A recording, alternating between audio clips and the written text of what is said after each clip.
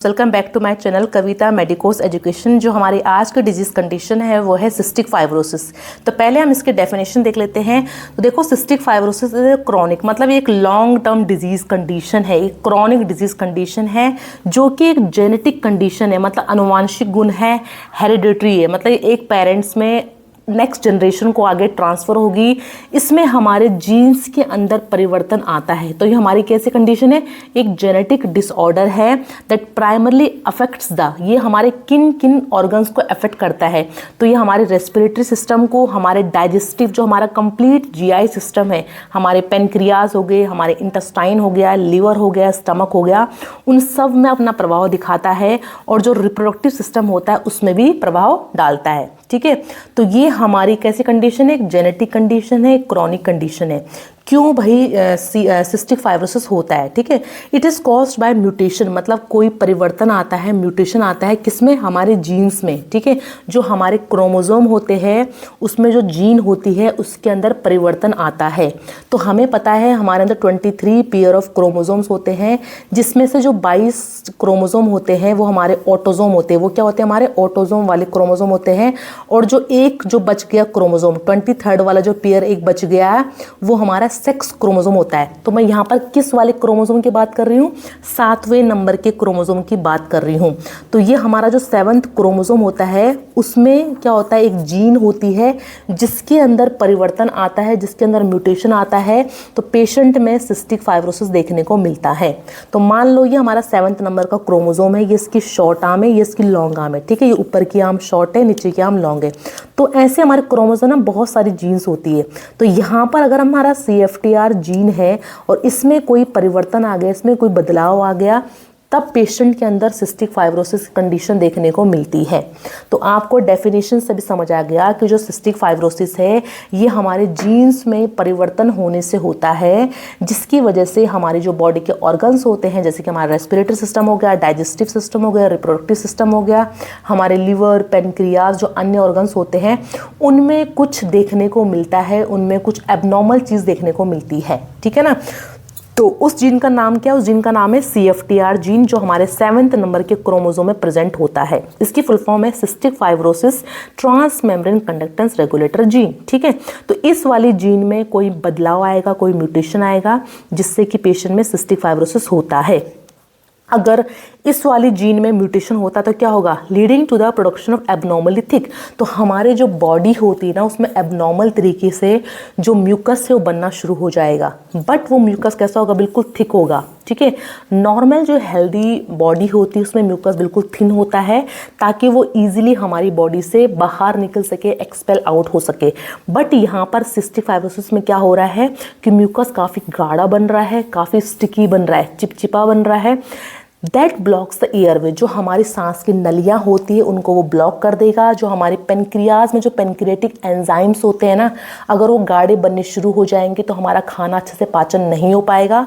और हमारे जो अन्य ऑर्गन्स होते हैं, रिप्रोडक्टिव ऑर्गन्स होते हैं, उनमें भी जो म्यूकस होगा वो काफ़ी गाढ़ा बनेगा। ठीक है, अब भाई आपको पता होना चाहिए कि सिस्टिक फाइब्रोसिस होती है वो किन वाली सेल में अपना प्रभाव डालती है। ठीक है, तो जो सेल हमारी बॉडी में स्वेट, पसीना बना रही है, म्यूकस बना रही है, ये डाइजेस्टिव एंजाइम्स बना रही है, ये सब गाढ़े होने शुरू हो जाएंगे, क्योंकि इन वाली सेल में अपना प्रभाव डालती है। ठीक है ना? तो एक जीन में इतना परिवर्तन हुआ, इतना बदलाव हुआ, जिसकी वजह से हमारी बॉडी के जो ऑर्गन्स होते हैं उनके अंदर जो स्वेट होता है, जो म्यूकस होता है, डाइजेस्टिव एंजाइम्स होते हैं, वो काफ़ी गाढ़े बनने शुरू हो जाते हैं, काफ़ी स्टिकी बनने शुरू हो जाते हैं। ठीक है, जिसकी वजह से पेशेंट में क्या कंडीशन आती है? सिस्टिक फाइब्रोसिस की कंडीशन आती है। अब इस सिस्टिक फाइब्रोसिस हमारे किन किन ऑर्गन्स में होता है? ठीक है, एक जीन ने हमारे इतने सारे ऑर्गन्स में अपना इफेक्ट डाल दिया है बॉडी में। कौन कौन से ऑर्गन है? लिवर हो गया, पेनक्रियाज हो गया, लंग्स हो गया, इंटेस्टाइन, किडनी और सेक्स ऑर्गन्स। इन सभी में क्या होगा? या तो इनके अंदर जो स्वेट होगा वो गाढ़ा हो जाएगा, जिसमें म्यूकस बनता है हमारे किसमें? लंग्स में, वो गाढ़ा हो जाएगा। और डाइजेस्टिव एंजाइम्स हमारे पेनक्रियाज, लिवर, इंटेस्टाइन, इन सब में क्या हो जाएगा? डाइजेस्टिव एंजाइम गाढ़े हो जाएंगे, जिसकी वजह से पेशेंट को बहुत दिक्कत वगैरह महसूस होगी। ठीक है ना? अब वही कारण क्या है? तो मैंने कहा था कि म्यूटेशन होगा, बदलाव आएगा एक जीन में।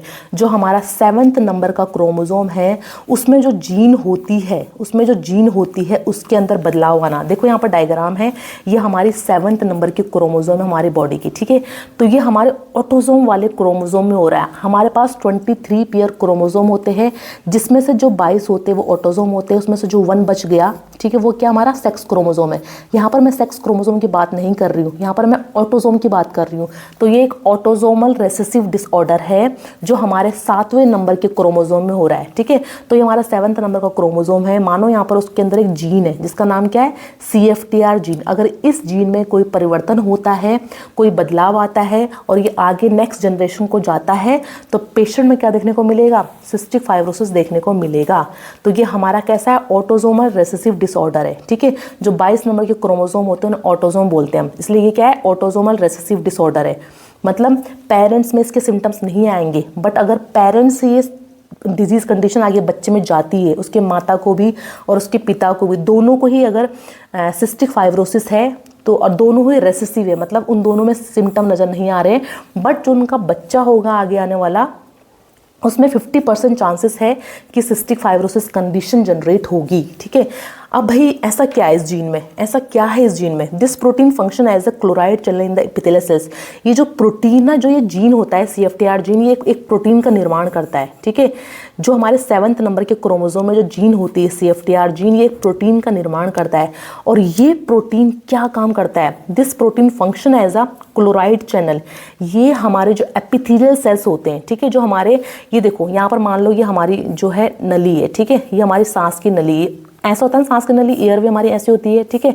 तो ये हमारा ल्यूमन, जो खाली स्पेस होता है सांस की नली के अंदर, ठीक है, उसको बोलते हैं ल्यूमन। और ये अंदर का एरिया है, मान लो सेल का, कौन सा एरिया, अंदर का एरिया यहाँ पर ये, ठीक है। तो ये हमारे एपिथेलियल सेल्स हो गए। तो यहाँ पर ये जीन ऐसा प्रोटीन बनाती है जो कि क्लोराइड को और सोडियम को बैलेंस करेगी और वाटर को भी बैलेंस करेगी, ठीक है ना। तो हमारे इनसाइड, हमारे सेल के अंदर से क्लोराइड और जब बाइकार्बोनेट चीज़ें जब हमारे ल्यूमन में जाती है तो वाटर भी इसके साथ में जाता है, क्या जाता है, वाटर भी जाता है। बट अगर ये प्रोटीन खराब हो जाए, यहाँ पर CFTR जीन में कोई बदलाव आ जाए, तो क्लोराइड और बाइकार्बोनेट हमारे ल्यूमन में नहीं जा पाएगा, जिसकी वजह से पानी भी वहाँ नहीं जा पाएगा, वाटर भी नहीं जा पाएगा, और जो बलगम होगा वो काफ़ी गाढ़ा बनेगा, ठीक है, वो काफ़ी स्टिकी बनेगा, ठीक है। जो सॉल्यूट होता है ना, जब भी सॉल्यूट गाढ़ा अंदर जाता है तो उसके साथ हमेशा सॉल्वेंट भी जाता है, ठीक है, वाटर भी जाएगा। बट अगर यहाँ पर ये जीन में ही कोई खराबी है, ठीक है, जिसकी वजह से यहाँ प्रोटीन नहीं बन पाएगा और वो प्रोटीन वाटर के बैलेंस को ढंग से मेंटेन नहीं कर पाएगी, तो पेशेंट के अंदर बलगम बहुत गाढ़ा बनना शुरू हो जाएगा। जो भी बनेगा, मतलब बलगम होगा, स्वेट होगा या एंजाइम होंगे, ठीक है ना। तो यहाँ पर इसका कारण पता लग गया आपको। देखो यहाँ पहले मैं आपको बता देती हूँ पैथोफिजियोलॉजी क्या है, ठीक है इसकी। ये देखो पैथोफिजियोलॉजी क्या है सिस्टिक फाइब्रोसिस की, कि CFTR जीन में म्यूटेशन हुआ, बदलाव आया, जो कि कहाँ पर प्रेजेंट, हमारे क्रोमोसोम नंबर 7 पे प्रेजेंट है, ठीक है। जिसकी वजह से क्या हुआ, डिफेक्टिव और एब्सेंट CFTR प्रोटीन। वहाँ पर अब CFTR प्रोटीन नहीं है, या तो वो डिफेक्टिव है या तो वो एब्सेंट है। और CFTR प्रोटीन क्यों जरूरी है, क्योंकि क्लोराइड को और बाइकार्बोनेट को हमारे ल्यूमन में जो खाली स्पेस है सेल का, वहाँ लेके जाता है। मतलब सेल के अंदर से उसको कहाँ लेके आता है, ल्यूमन में लेके जाता है। तो इम्पेयर्ड, इसकी वजह से क्या होगा, क्लोराइड भी नहीं जा पाएगा, बाइकार्बोनेट का ट्रांसपोर्टेशन नहीं हो पाएगा, ठीक है। और जो सोडियम होगा ना, वो हमारे एपिथेलियल सेल के अंदर ही फंस जाएगा, ठीक है ना। सोडियम जो होगा वो हमारे इनसाइड सेल के अंदर फंस जाएगा, जिसकी वजह से वाटर भी अंदर जो ल्यूमन है वहाँ नहीं जा पाएगा, decrease water across epithelial cell. और क्योंकि जब भी सॉल्यूट कहीं जाता है, मतलब जो क्लोराइड है, बाइकार्बोनेट है, जब भी वो ल्यूमन में जाते हैं तो साथ में पानी भी जाता है, ठीक है। बट अगर उस जीन में परिवर्तन हो गया है, वहाँ पर प्रोटीन ढंग से नहीं बन पाया, तो क्लोराइड और बाइकार्बोनेट ल्यूमन में नहीं जा पाएगा, जिसकी वजह से वाटर का मूवमेंट नहीं हो पाएगा, और जो बलगम बनेगा वो काफ़ी थिक बनेगा, स्टिकी बनेगा हमारे बहुत सारे ऑर्गन्स में। देखो यहाँ पर डायग्राम है, ये ल्यूमन है, ल्यूमन मतलब खाली स्पेस, ठीक है। और ये सेल का अंदर का व्यू है, यहाँ से बाइकार्बोनेट ल्यूमन में जाएगा, क्लोराइड जाएगा, तभी पानी भी अंदर जाएगा, ठीक है ना। वैसे तो ऑस्मोसिस के थ्रू पानी अंदर जाता ही है, बट बाइकार्बोनेट और क्लोरीन के साथ अधिक पानी अंदर जाता है, ताकि जो वहाँ म्यूकस बन रहा है, बलगम बन रहा है, वो काफ़ी थिन, मतलब वो पतला हो सके, उसको हम आराम से बाहर निकाल सके। अगर यहाँ पर CFTR जीन में खराबी है तो यहाँ प्रोटीन का नहीं बन रहा है, यहाँ प्रोटीन एब्सेंट है, जिसकी वजह से यहाँ पर बाइकार्बोनेट क्लोराइड ल्यूमन में नहीं जा पाएगा, इसलिए पानी भी अंदर नहीं जा पाएगा। और जो बलगम बनेगा वो काफ़ी गाढ़ा बनेगा, काफ़ी थिक बनेगा, वो जो भी चीज़ हो, बलगम हो, चाहे वो स्वेट हो, चाहे वो डाइजेस्टिव एंजाइम हो, ठीक है। तो यहाँ पर मैं आपको एक और चीज़ दिखा देती हूँ। देखो ये डिजीज़ कैसे आती है बच्चों में। देखो इसमें ना मदर भी और फादर भी दोनों ही कैरियर होने चाहिए। कैरियर मतलब एक जीन तो यहाँ पर हेल्दी है, कैपिटल R वाली, एक जीन क्या है, डिफेक्टिव है। यहाँ पर CFTR जीन क्या डिफेक्टिव है, जो फादर है वो कैरियर है, ठीक है। उसमें सिस्टिक फाइब्रोसिस नहीं है। यहाँ पर जो मदर है उसकी एक जीन हेल्दी है और एक डिफेक्टिव जीन है, ये भी क्या है, कैरियर है। इनमें अपने आप तो कोई सिस्टिक फाइब्रोसिस नहीं हुआ है, बट अगर दो कैरियर की शादी होती है तो 25% चांसेस है, ठीक है, कि बच्चे में क्या होगा, बच्चे में सिस्टिक फाइब्रोसिस होगा, ठीक है। देखो इसको कैसे करते हैं, यहाँ पर ना इस कैपिटल R को पहले इस कैपिटल R से जोड़ लेती हूँ मैं, ठीक है। तो यहाँ पर जो पहला बच्चा होगा वो सपोज नॉर्मल चाइल्ड है, वो हेल्दी चाइल्ड है। फिर दोबारा मैं इस कैपिटल R को इस स्मॉल r से जोड़ती हूँ, तो यहाँ पर ये जो बच्चा दूसरा आया है, कौन सा आया, कैरियर चाइल्ड आया। दोबारा से मैंने स्मॉल r को कैपिटल R से जोड़ा है, एक बार इसको इससे, इसको इससे, ठीक है। स्मॉल r को कैपिटल R से, स्मॉल r को स्मॉल r से। तो यहाँ पर जब स्मॉल r से मिलेगा तो जो उनका 4th नंबर का चाइल्ड होगा वो शायद उसमें सिस्टिक फाइब्रोसिस हो जाएगा, ठीक है, क्योंकि इसमें दोनों ही डिफेक्टिव जीन आ गए। यहाँ पर इस वाले बच्चे के अंदर क्या हो गया, दोनों ही डिफेक्टिव जीन आ गए, तो ये आगे सिस्टिक फाइब्रोसिस को कैरी करेगा, ठीक है ना। अब देखो सिम्टम, कौन कौन से लक्षण यहाँ हमें सिस्टिक फाइब्रोसिस वाले पेशेंट में देखने को मिलते हैं। पहला है persistent cough with productive thick mucus, जो बलगम होगा काफ़ी गाढ़ा बन रहा है, इसलिए पेशेंट को हमेशा खांसी होगी, जो म्यूकस होगा काफ़ी थिक होगा, बलगम, ठीक है। विजिंग, जब भी वो सांस को बाहर छोड़ेगा तो एक सीटी जैसी आवाज़ आएगी। पेशेंट को शॉर्टनेस ऑफ ब्रेथ, मतलब यहाँ डिस्ने की कंडीशन हमेशा रहेगी, उसको सांस में दिक्कत रहेगी। चेस्ट में इन्फेक्शन क्यों हो रहा है भाई, क्योंकि जहाँ पर बलगम होता है, जहाँ पर गाढ़ा म्यूकस होता है, वहाँ पर बैक्टीरिया वगैरह जो अन्य माइक्रो ऑर्गेनिज्म है वो जनरेट होना शुरू हो जाते हैं। जैसे कि यहाँ पर स्ट्रेप्टोकोकस निमोनिया पेशेंट में यहाँ पर हो सकता है, उसको ब्रोंकाइटिस हो सकता है, ठीक है।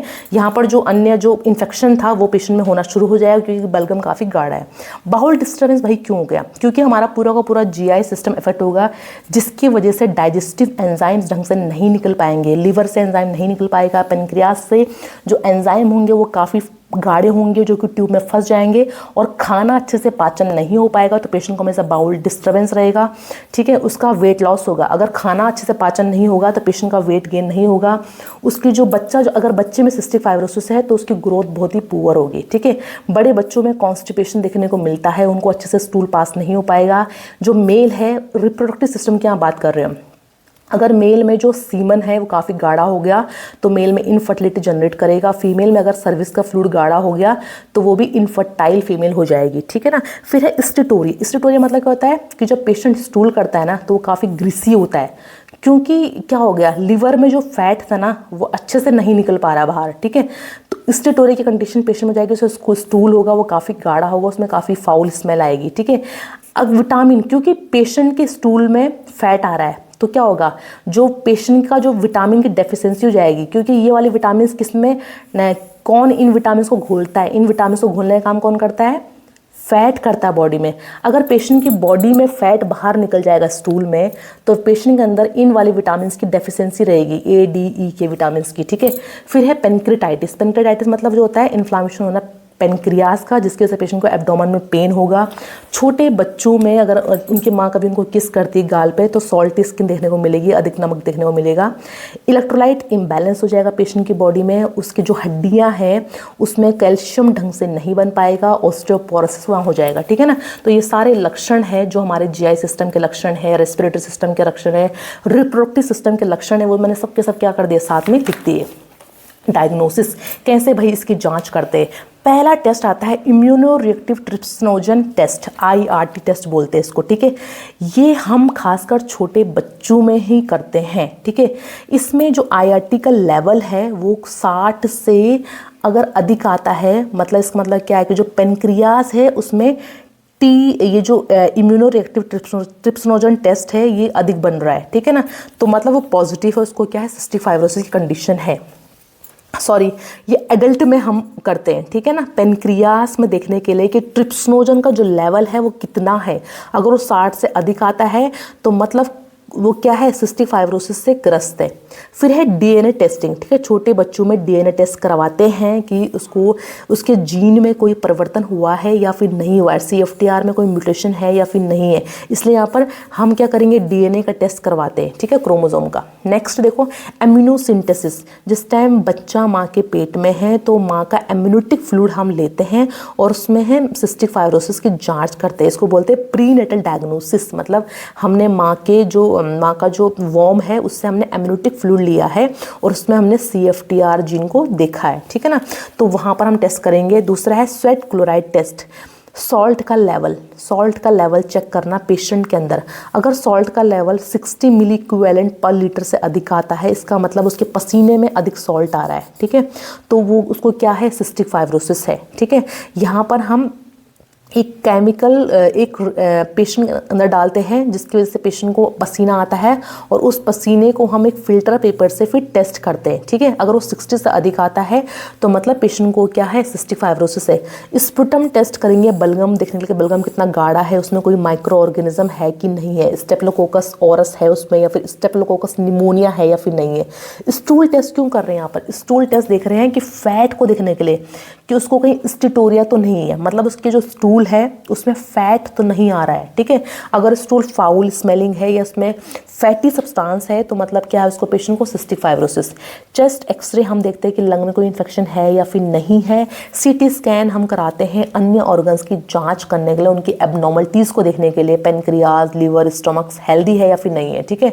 फिर है history of cystic fibrosis siblings, ठीक है। उसकी हिस्ट्री हम पहले पेशेंट की पूरी कलेक्ट करेंगे कि कभी आपकी फैमिली में किसी को सिस्टिक फाइब्रोसिस था या उसके भाई बहन को या उसके सिबलिंग्स को किसी को सिस्टिक फाइब्रोसिस है या फिर नहीं है, ठीक है ना। अब देखो ट्रीटमेंट क्या है भाई सिस्टिक फाइब्रोसिस का। एयरवे क्लियरेंस, पेशेंट को बहुत ही गाढ़ा बलगम बन रहा है तो आपको ना पेशेंट को हमेशा हाइड्रेट रखना है, ठीक है। अधिक फ्लूइड उसको देना है, उसकी चेस्ट की फिजियोथेरेपी करानी है परकसन करके, चाहे उसको आप छाती में हल्की हल्की थपकी मारनी है ताकि जो बलगम है वो पतला हो जाए, वो इजीली बाहर निकल सके। अगर बलगम कुछ ज़्यादा गाढ़ा हो गया है तो उसमें म्यूकोलाइटिक ड्रग्स देंगे जो कि उस बलगम को तोड़ देगा, ब्रेक कर देगा और पेशेंट आराम से खांसी कर सकता है, ठीक है।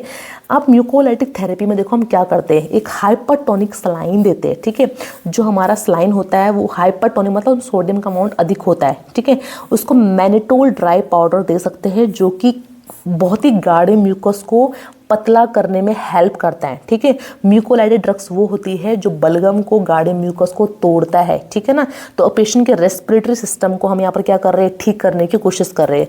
ब्रोंकोडायलेटर्स, अगर म्यूकस इतना गाढ़ा बलगम फंस रहा है और ब्रोंकस एकदम यहाँ पर बिल्कुल ही मतलब सिकुड़ने लग गए हैं तो ब्रोंको डायलेटर्स देंगे जो कि उस ब्रोंकस को वाइट कर देगा, उसको क्या कर देगा, उसको हल्का सा ब्रेथ दे देगा ताकि जो म्यूकस है वो इजीली बाहर निकल सके, ठीक है। ब्रोंको डायलेटर्स मेडिसिन क्या करती है, ब्रोंकस को थोड़ा सा वाइट कर देती है, ठीक है।